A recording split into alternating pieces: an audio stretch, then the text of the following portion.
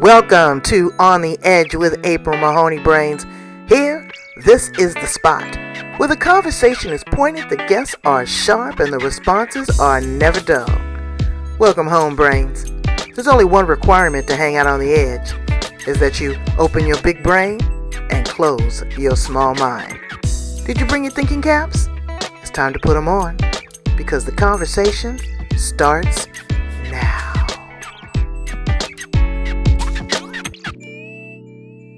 Who wouldn't? Welcome to On the Edge with April Mahoney Brains. We're at the spot, the place. Well, not really. We're in Tasmania. The conversation is pointed, the guests are sharp, and the responses are never dull. Today, we've got Sarah Norris. I love that region of the world down there, down under. Tasmania gives me goose pimples, though. I'm going to tell you a little bit about my experience as I flew over on my way to Australia. But in the meantime, in between time, we are going to deal with this hair stylist and spiritual alchemist. She does essential oils, astrology, but heart-centered work, so that you can get clear. And she starts right here at your hair, at your hairline. Your hairstylist, let me tell you, she's better than a therapist. You tell them everything, but they also help you work through a lot as well. She's going to help us work through some today. So welcome to the show all the way from Tasmania. Thank you for having me. I'm really happy to be here. What does it feel like living in Tasmania? I mean, I guess, I don't know if you've lived anywhere else, but it's a small island. It's got a certain vibe, a certain energy, a certain history. But tell me a little bit about your experience living there. What's that like? I love it. I have lived overseas briefly. I went on exchange when I was 17 for 3 months in Austria, and that was beautiful as well. But I really love how anywhere in Tasmania you can go somewhere rural, somewhere out in nature. Where I live, we're really close to a lot of different beaches, and I love that. Being close to nature just helps me to ground and get back into myself. Well, you were born and raised there? Yeah. I had a certain vibe, and I'll share that with you. I was extremely emotional. When I flew over Tasmania, you know how you look in the back of the headset of the airlines and you can track? An energy came over me. Spirits came over me of the people that had been enslaved, imprisoned, killed. You just gave me chills. Yeah. It was, I'm telling you, I freaked out, and I was like, what is this? And I was just kind of paying attention, but I'm very intuitive too, not too empathic.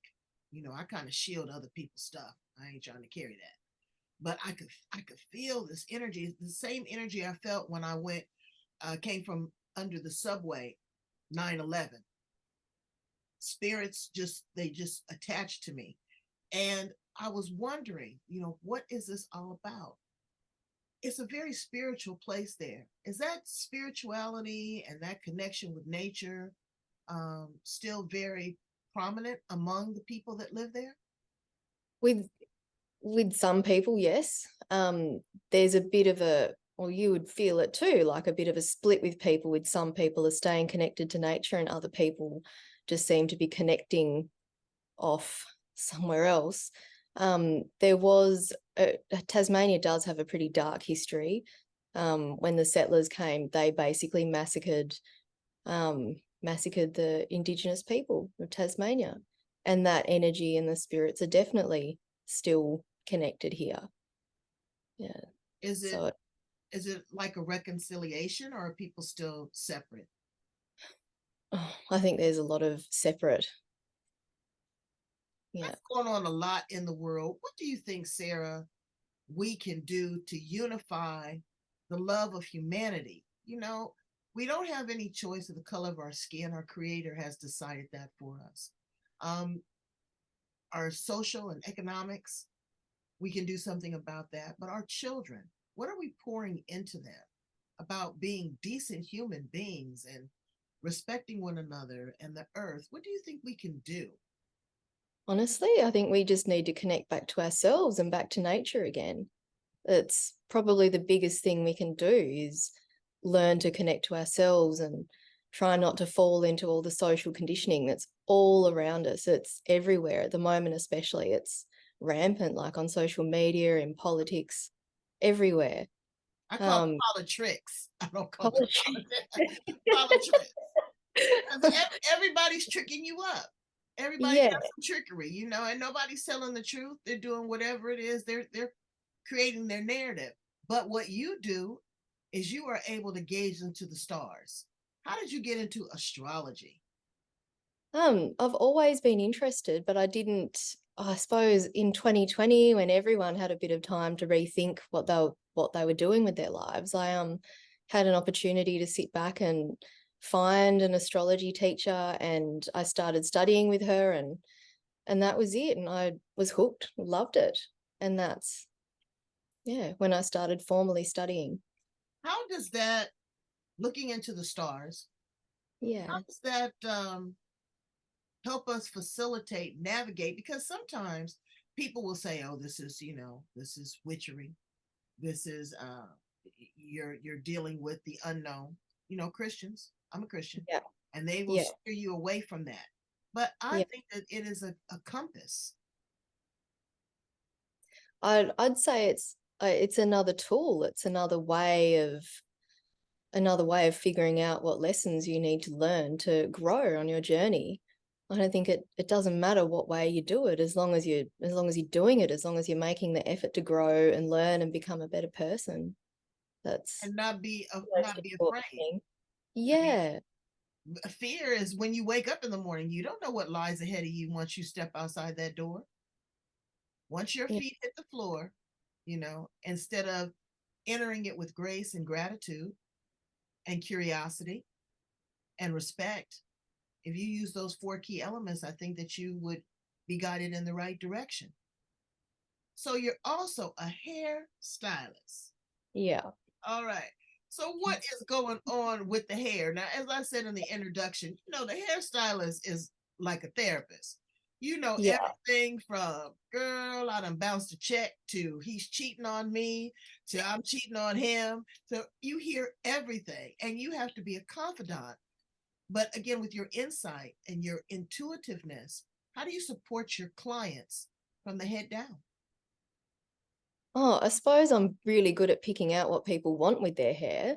Like, you know, when someone says something to you, but they mean something else, I kind of, you know, I'm pretty in tune to knowing when that's happening, which is really good, because that, you know, the consultation is probably where the most mistakes happen.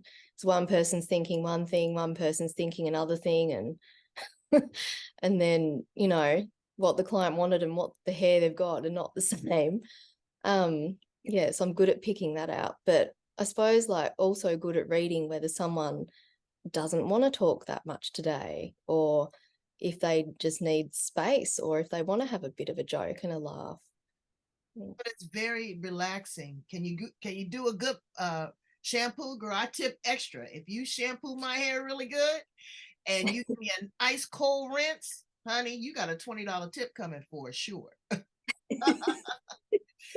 there a lot of diversity in the hair? You know, it's strange here in California. We had to go and get legislation from the politricians to wear our natural hair. We couldn't go in there with dreads or braids, or, you know, HR would call you in and ask you to change your hairstyle to conform to their standards, which is the white standard of straight hair, or whatever that is. But now you can have pink hair, blue hair, green hair, all this kind of stuff. But people don't want you to have dreads. They don't want you to have braids. They don't want you to have all these other things. What is the hair climate there? Do they even care? Yeah, there is one hairstyle in particular that is banned in schools, in a lot of schools. Do you know much about the mullet? Mullet.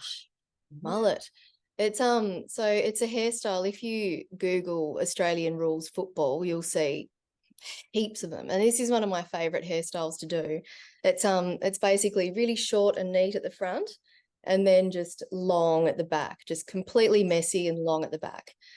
And that hairstyle basically it became associated with people behaving poorly or badly or being rough or not respecting authority.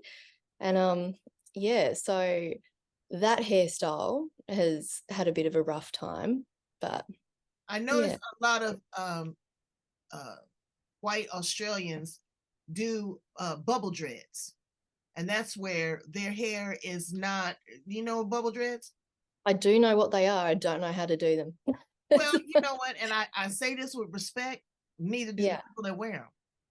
It looks it looks like their hair, is just matted together. There's no structure, any of this. Now, the original dreadlocks from Jamaica is a sign of unity with God, because no two people's hair will dread the same. Yeah. But they take great care in that. They wash them, they oil them, they twist them. But these bubble dreads, I don't even know how it's just like the hair is matted together. But again, I don't know if that's a spiritual thing. I don't know if it's a lazy thing, a hippie thing. I have no idea of what that is. So when you get some information on those bubble dreads there in Australia and Tasmania, you hook a sister up and you let me know. And if they need any kind of hair care products to get it going right, you let me know and I'll send it right to you. You're the mother of two. Yeah. What are you pouring into those little brains? What are you doing as a mom to just really kind of structure them, love them, mentor them, and direct them in the right way? Oh, I'm just trying to be as open and honest with them as I can. That's and just being aware of my own triggers that come up if they talk back to me or something like that. Just trying to be trying to zoom out when I'm starting to feel like I'm being a bit reactive or something like that. That's the hardest thing. They're 4 and 6, so they're right in that, they're pushing the boundaries age. Sure, they are, but they're trying to find their way too, and they want discipline. They want discipline. But what I like to do when I had little ones like that, only had one, but had a little one like that, is psychologically challenge them, let them know that there's consequences to their actions. I had one mother that was on my show a few weeks ago, and she was an unruler unschooler. Yeah. I told her, I said, they're going to have you tied up in the corner with a ball in your mouth. I mean, she didn't require them to go to school, to, wear shoes, to shower, to comb their hair, to brush their teeth. That's a challenge because they have to blend into society. They have to be an independent contributor. Schooling is a challenge now, especially after COVID. Do your kids go to regular school or do you homeschool them? They go to a regular school and they love it, really. They they love it. We over one another? Yeah, they are. It's good. Yeah.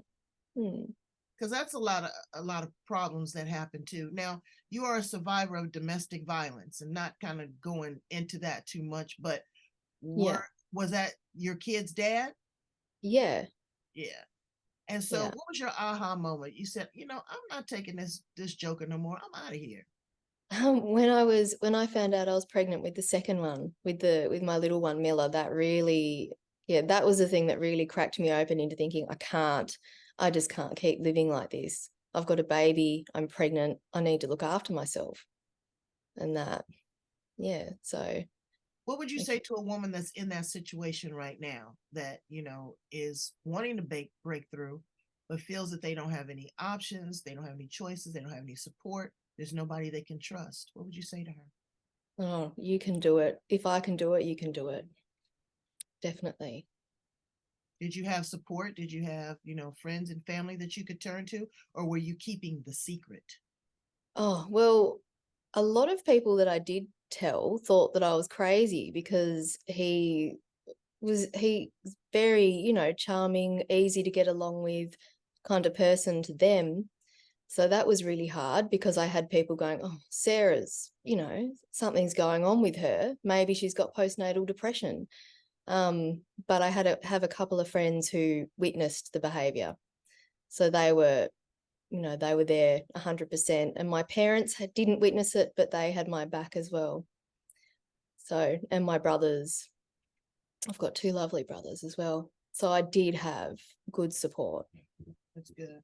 So, as you move forward, you had insight. You had the tarot. You had oil blends. You had astrology. Why were you hesitant to follow the instruction of your guidance for so long? What kept you there? Honestly, I think I was worried about what people would think. Worried about being judged, and Wow. Well, take that off the list, brains. You got to feel the fear and do it anyway, and don't give a damn what somebody else thinks. It's your journey.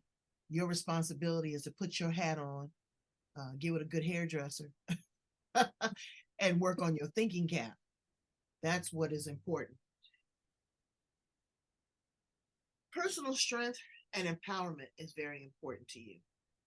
How did you gain the courage to jump into that space? It's one thing to be victimized or to be a people pleaser.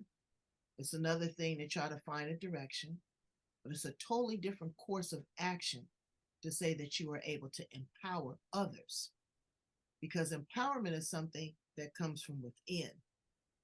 How are you able to ignite that in the people that you work with? Well, in my readings, one of the biggest things that I say is like, I'm here to support you. I'm here to hold space for you. And looking at the cards or looking at the astrological chart help them define their gifts. So whatever comes up in the cards or in the chart, will usually ignite something or remind someone of something that they're good at or they've always loved, and then they generally will be able to work with that and find what empowers them. In your bio, you use the word witch. Yeah.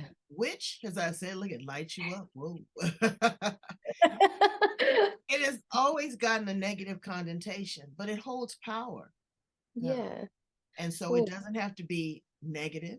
They say there's a white witch and there is, the dark side of witchery. But just that whole word within itself shows a certain feminine energy, a certain power, control, mysticism, going into another realm. Why do you choose to associate yourself as a witch? Well, I suppose it seemed like the best word to describe everything that I do. Like I change someone's appearance with magic and, and potions. And I do use divination tools to tap into, other dimensions to help people to access their higher self.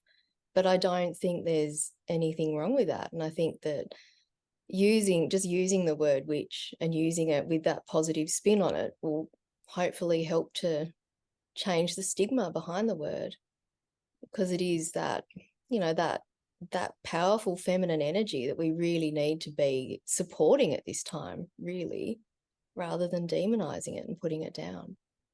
I see so many women grab hold to that, but you don't hear a lot of men call themselves a warlock. No. Do you? I mean, they'll say that they are, a shaman or a guru or a god. They won't say that they're a warlock.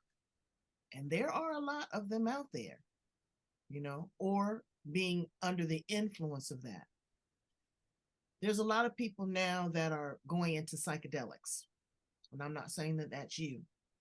Alternate states, alternate trance states, transcendental meditation, all of that. And their feet are not planted on the ground. I think that they are trying to escape. What would you say to a person that's just, just tripping right now, just on it, just to be on it, but no sense of direction? How do they pull themselves back? I suppose you've got to just get in and do some self-work. I mean, you can't really, I think the term is spiritual bypassing. Like, you think that you're connected to these higher realms and different states of being and levels and awareness, but you're not really connected to yourself. You're sort of working more with the higher mind without having integrated your lower mind as well. There's got to be a mix of the lot. Mm-hmm. That's true. Here, I went to another place because I'm always doing something, as if you can't tell. I went to a shop. It was a voodoo shop Yeah. in New Orleans. The energy from the outside drew me in like a magnet. There was no denying it. And Mr. Magnificent, my husband, baby, you sure you want to go in there? You know, you might be forever changed. And I was forever changed because I got an education. I got an education on indigenous people. I got an education on tribal people. I got an education on slaves, the slave trade. And so I relate to that.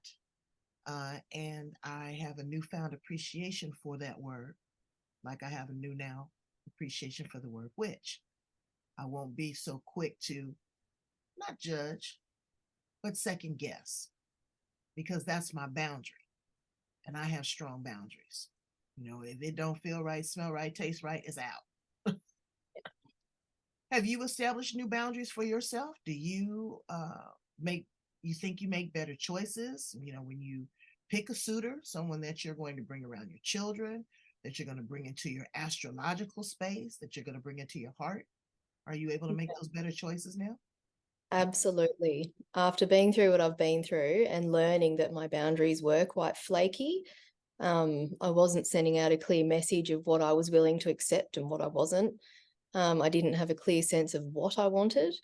And once we can always work on our boundaries, and things change, so your boundaries might change as well. But definitely a much better sense of that now. So let's ask some fun questions, because we done went all deep and metaphysical and energy and all that kind of stuff. What planet are you from? You know, you're into astrology. What planet are you from? I don't know. I suppose like my ruling planet is on your chart. Looking at your chart, your ruling planet's the ruler of your rising sign, which is Gemini for me. So that'd be Mercury. So I suppose that would be, I don't know, where I'm from. if I had to pick one. I'm from Jupiter. I dig all the rings. Oh yeah. Oh yeah. Yeah. You know? A bit of luck and fun. Yeah. And I'm not easy to penetrate. And there's always something going on. It's a lot of colors. It's a lot of energy. It's a lot of force. Yeah. You know, I'm not Earth. I'm not Earth. Yeah. If you were an appliance in the cotton picking kitchen, what appliance would you be, Sarah Norris? Oh, I reckon it'd be a Thermomix. Oh, okay. So a Thermomix brains is equal to our Vitamix. So that's one of those blenders that you can do cold things or warm things in it. Right. Okay. Yeah. You can do everything. Okay. Why would you be that? Because I do so many different things. I'd be the refrigerator. I just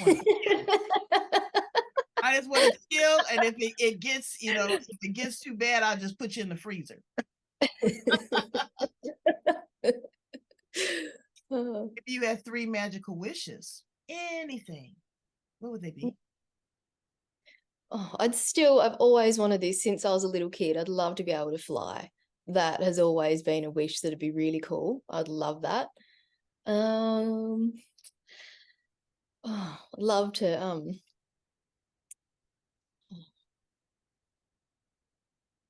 actually, I don't know.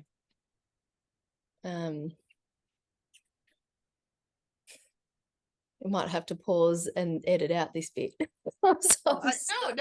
You know what? Because what I appreciate is the fact that you put thought into it. Some people already have their wishes there. Yeah. The first one was easy, but yeah. I don't know. I'm pretty happy. So think about it and come back and let me know. If you were a flower in the garden, what flower would you be? Oh. I'd be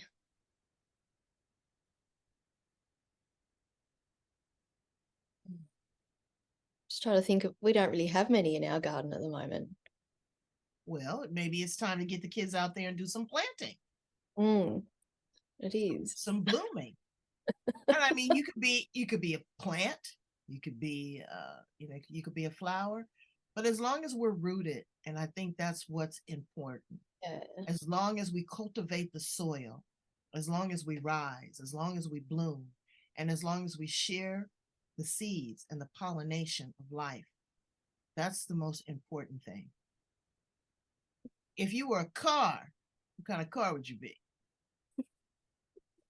I would I know probably you're be. thinking, well, what the hell? Oh God, I was thinking probably my little Yaris. It's just Okay, polite and just that's I don't cool. I want to be a 1974 VW van, see that all, sounds cool. all hippie out, Yeah. with a mattress in the back. Traveling across. I know a lot of people there in Australia do caravanning. They like to travel in vans, and Australia, Actually, Tasmania, and all that. They like to go around to the different beaches. When you ground yourself, what do you do to really connect back with the earth? Because you're carrying a lot of energy. You're yeah, dealing with, people's hair. People are very, very attached to their hair. Their hair tells their story. yeah.